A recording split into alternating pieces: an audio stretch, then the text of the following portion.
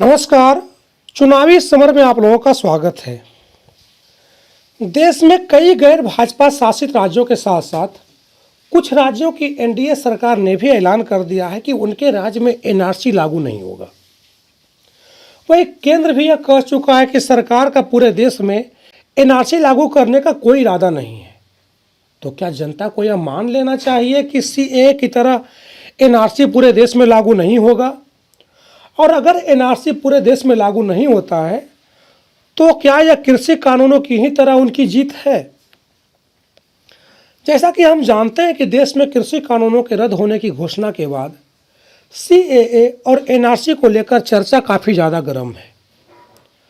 वैसे सीएए और एनआरसी कानूनों को बनाए हुए काफ़ी वक्त बीत चुका है, लेकिन न ही सत्ताधारी पार्टियां और न ही विपक्ष इन कानूनों को लेकर एक मत है। अगर बात इन कानूनों की करें तो इसके खिलाफ बीते समय देश में जहां विरोध प्रदर्शन देखने को मिला, वहीं कई स्थानों पर हिंसा भी हुई।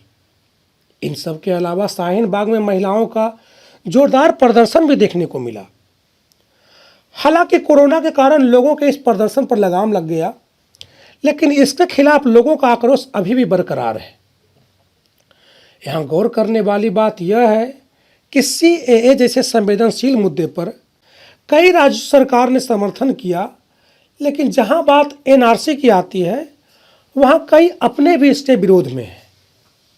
जैसा कि हम जानते हैं कि बिहार के मुख्यमंत्री नीतीश कुमार भी बयान दे चुके हैं कि राज्य में एनआरसी लागू नहीं होगा।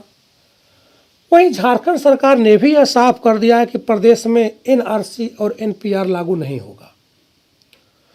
दूसरी ओर कभी भाजपा के साथ गठबंधन में रही शिवसेना की उद्धव सरकार भी एनआरसी लागू करने के पक्ष में नहीं है। वहीं इस लिस्ट में और भी कई राज्य हैं जो कि एनआरसी लागू नहीं करना चाहते हैं।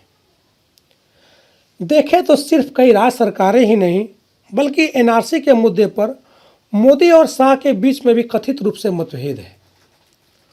सूत्रों के अनुसार जहां अमित शाह एनआरसी लागू करने के पक्ष में है, तो दूसरी ओर मोदी का यह मानना है कि एनआरसी को पूरे देश में लागू करना उचित नहीं है।